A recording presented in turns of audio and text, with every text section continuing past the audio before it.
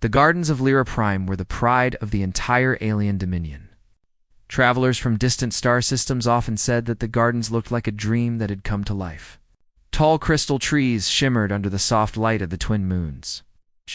Vines glowed with gentle blue light, and flowers of every shape floated slightly above the ground as if the air itself carried them. These gardens were protected with great care because the Queen of Prime, Sarah, visited them whenever her mind was troubled. That day, she walked slowly along the curved path, her long silver cloak brushing across glowing petals. Her steps were graceful, almost like she was gliding. Yet deep inside, her mind was restless. She had ruled the great dominion for many years, spoken to hundreds of ambassadors, solved complicated disputes, and stood strong during difficult wars. She always carried herself with calm dignity. But today felt different. Today, she was meeting a human. Humans were still rare on Prime. They were known across the galaxy for their bravery, stubbornness, unpredictable behavior, and powerful emotions.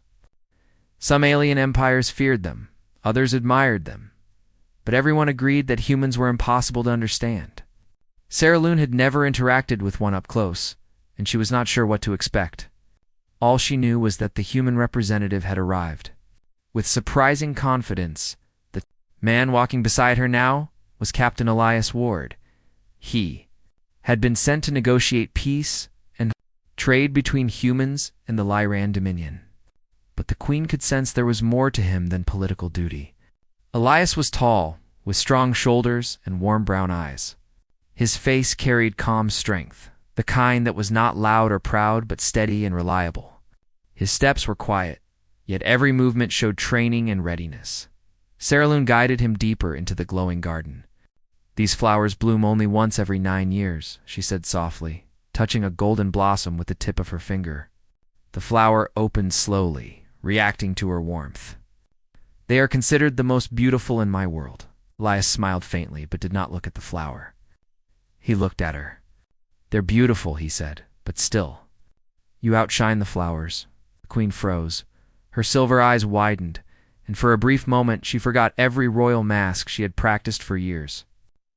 Alien queens were praised, respected, feared, never casually complimented, and certainly never by humans.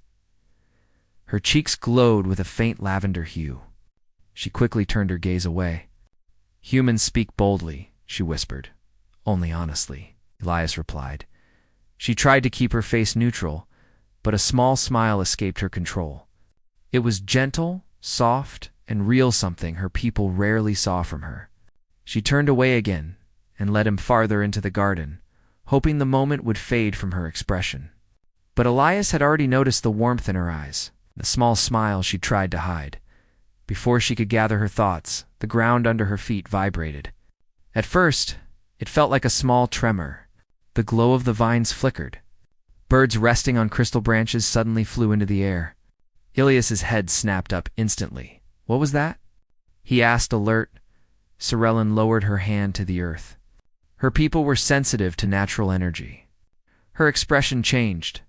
"This is not a natural tremor," she said. "Something is wrong." Another tremor followed, stronger. The crystal trees shook, their branches ringing like wind chimes. Elias instinctively stepped in front of her. "Stay behind me." The Queen blinked. She was not used to people placing themselves between her and danger. Her guards would protect her, yes, but they always stood at a distance, waiting for orders. Humans acted differently. Elias shielded her without hesitation, without needing permission. And strangely, she did not argue. A loud crack ripped through the garden. The ground split open, and metallic shapes burst upward. 6 combat drones rose into the air, their red sensors glowing with hostile intent. Someone had planted them beneath the palace grounds. Someone wanted the Queen dead. The nearest drone targeted Sarah and fired a bolt of blue plasma before she could react. Elias grabbed her arm and pulled her down with quick strength. The bolt flew over them, striking a crystal tree that exploded into sharp fragments. Guards shouted from afar, rushing toward them, but they were too far away. More drones locked onto the Queen. Sarah tried to summon her energy shield, but a disrupting pulse hit her, stopping her ability for a few seconds. Elise's hand tightened around hers. "Run!" he shouted. She had no time to think. She ran with him, her cloak flowing behind her, her heartbeat loud in her ears.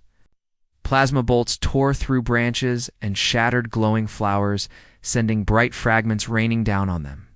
Elias pushed her behind stone pillars, pulled her out of the path of incoming fire, and shielded her with his armored shoulder. A bolt hit him, burning through his armor.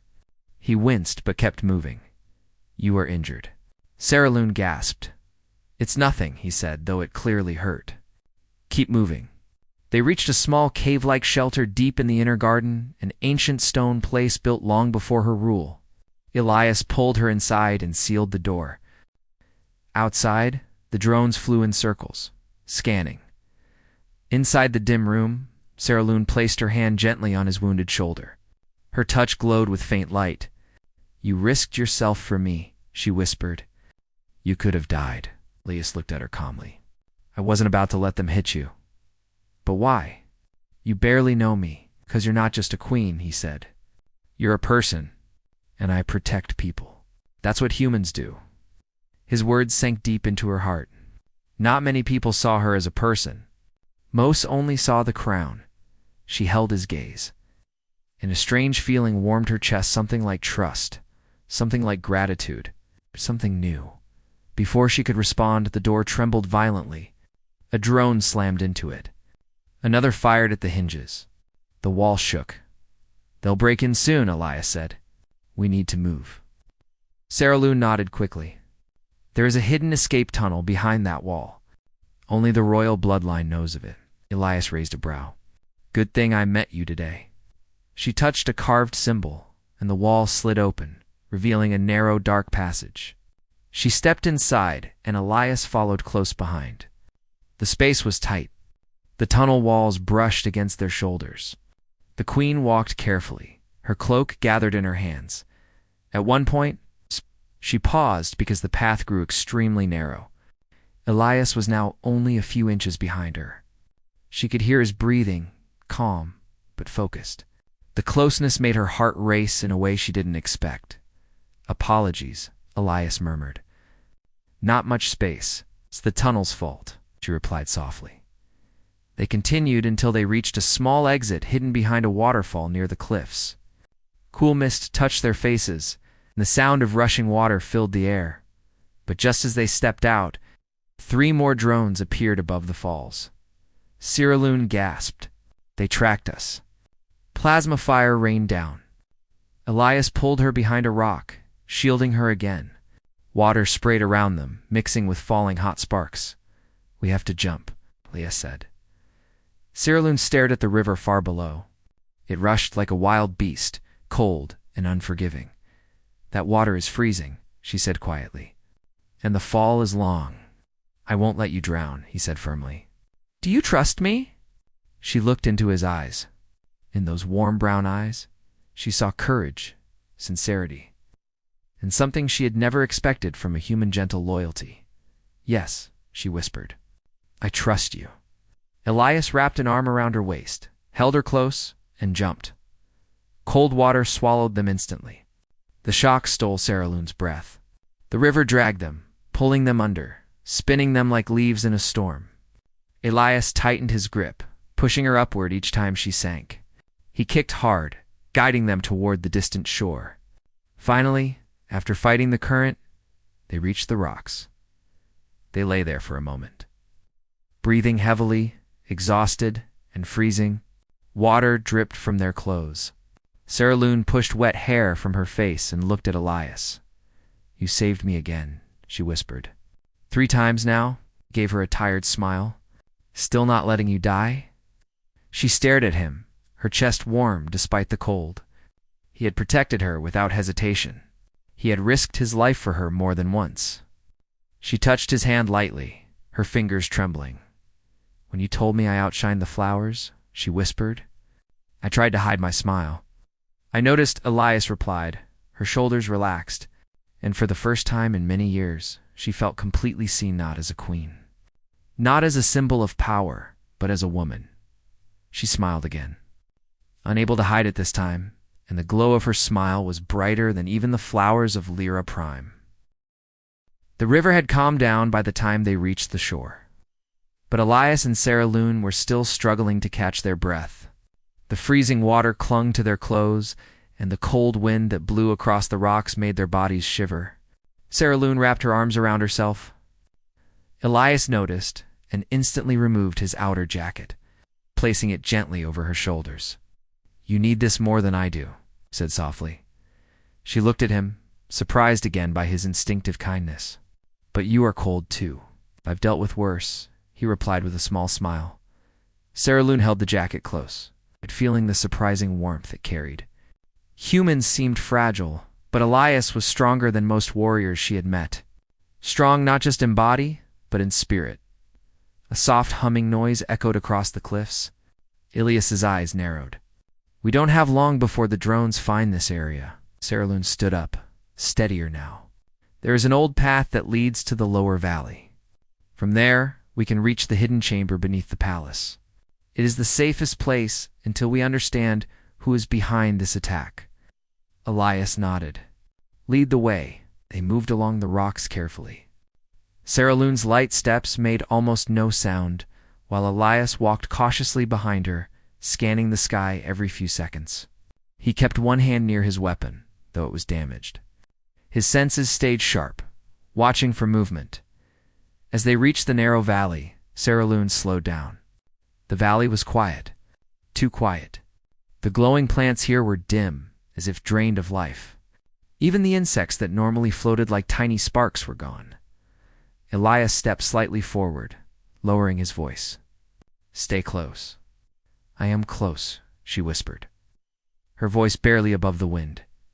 They continued deeper until they reached the hidden entrance to the underground chamber. Sarah Loon placed her hand on the smooth stone wall, letting her energy flow into it. The wall shifted open silently, but as they stepped inside, a metallic click echoed from behind them. Elias reacted instantly. He grabbed Sarah Loon's waist and pulled her sideways just as a plasma shot hit the entrance wall, burning a deep black mark. Two drones hovered above the valley, their red lights searching aggressively. Elias pulled her inside and pushed the panel closed. "They're tracking us again." Sarah Loon pressed a glowing stone on the wall, activating the deeper barrier. "They cannot enter now. Not unless they break the entire mountain." Elias kept his weapon raised, waiting. When no further attack came, he relaxed slightly and looked at her. "Are you all right?" he asked. "Yes," she said, catching her breath. "Because you were there." He nodded, but her words stayed with him. Each time she said something soft like that, something shifted inside his chest.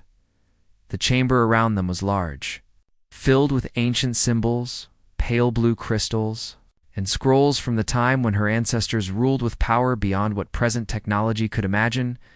The room glowed gently, calm compared to the chaos outside. Sarah Loon touched one of the old tables. "My ancestors built this place for times of danger.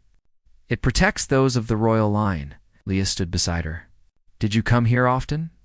"Only twice before," she answered. "Once as a child, and once during a rebellion long ago." Her voice softened, as if remembering something painful. Elias turned toward her. "You must have been scared." "I was," she admitted quietly. "But I had to hide my fear because everyone expected me to be strong. When you wear a crown, people forget you have a heart." Elias looked at her closely. "I don't forget." Her breath caught slightly. She turned her head, pretending to examine the crystals, but inside, his words warmed her more than the jacket on her shoulders. Elias walked around the chamber, checking for any hidden traps or cracks. When he came back, he sat beside her on a stone bench. They stayed silent for a few moments, listening to the faint hum of the crystals. Finally, Sarah Loon spoke. "You risked your life many times today. Not just because of duty." She looked at him directly. "Why?" Elias exhaled slowly. "I don't know the right words. Humans. We act when something feels right. And protecting you just felt right." "That is not enough," she said softly, searching his face. "There is more." He hesitated but didn't look away. "Because I care about you." For a moment, the chamber felt completely still. Saralune's eyes widened slightly, not expecting such honesty. She lowered her gaze, her fingers brushing lightly over the stone bench. "No one has said something like that to me in many years," she whispered. Elias leaned forward, gentle but firm. "Then that's their mistake." Her heart trembled at the sincerity of his voice. She'd been surrounded by advisors, guards, diplomats, and suitors who respected her position, but never truly saw her. Elias did. Completely. But before she could respond, the entire chamber shook. The crystals flickered. Loose dust fell from the ceiling. Elias shot to his feet. "They're trying to break through the mountain." Saralune stood beside him, her expression tightening. Someone powerful must be behind these drones. The ground shook again, harder this time. A crack spread across the far wall. Elias grabbed her hand. "We need to move. There must be another exit." "There is," she said quickly. "But it is dangerous. It leads through the old energy tunnels. They're unstable. Safer than staying here," Elias replied. They rushed to the back of the chamber. Saralune placed her hand on an old symbol and a hidden door opened. A narrow, long tunnel stretched into the darkness. Elias led the way this time, shielding her with his body. The floor beneath them was uneven, and the pressure of forgotten energy fields made the air ripple. The deeper they went, the brighter the tunnel glowed as they walked. Saralune felt her fear rising not from the danger but from the thought of losing him. She had only known Elias for a short time, but the bond forming between them felt undeniable. Humans were strange creatures, but their hearts were strong and sincere. A loud roar echoed through the tunnel.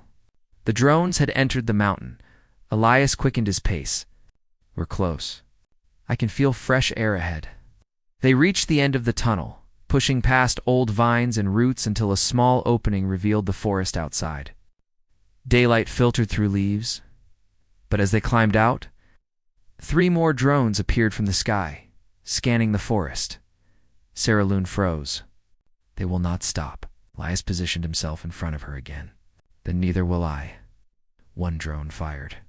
Elias dodged and returned fire, hitting it directly. It crashed into a tree. The second drone shot multiple blasts. Elias took cover behind a rock, pulling Saralune with him. The blasts shook the ground. "You can't fight them alone," she said. "I'm not alone," Elias replied, looking into her eyes. Saralune raised her hand. Her energy powers returned, glowing brighter than ever. She focused, gathering strength. When the drones shot again, she released a wave of shimmering force that slammed into them, sending them crashing into the ground. Elias stared at her in awe. "That was incredible. It's something to protect," she said softly. Together, they destroyed the remaining drones. The forest became quiet again, except for their heavy breathing. Elias checked her quickly. "Are you hurt?" "No," she said. "But you?" "I'm fine," he insisted. She stepped closer and touched his injured arm gently. "You were hurt because of me." He looked at her seriously. "And I would do it again." Her eyes softened, filled with gratitude and something deeper. She placed her hand on his cheek, her touch warm and trembling.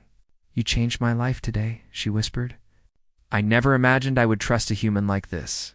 Elias slowly covered her hand with his. "And I never imagined I would care this much for a queen." She smiled again, soft, bright, impossible to hide. The same smile she had shown when he told her she outshined the flowers. Only deeper now, filled with meaning. "What will happen now?" Elias asked. "We return to the palace," she said, "and we find the traitor." But her eyes met his with quiet confidence. "I want you beside me. Not as a guard, not as a guest, but as someone I trust more than anyone else." He held her gaze. "You have me completely," Saralune breathed out slowly, as if a weight had lifted from her heart. She stepped closer, standing only a few inches from him. "Then let us walk this future together," Elias nodded. And together they began the journey back to the Palace 2 Worlds, united by courage, trust, and a bond born in danger but strengthened by honesty. As they walked, Saralune looked at him again, unable to stop the warm smile forming on her face, because now she knew the truth. she did not just outshine the flowers to him. She outshined the entire galaxy.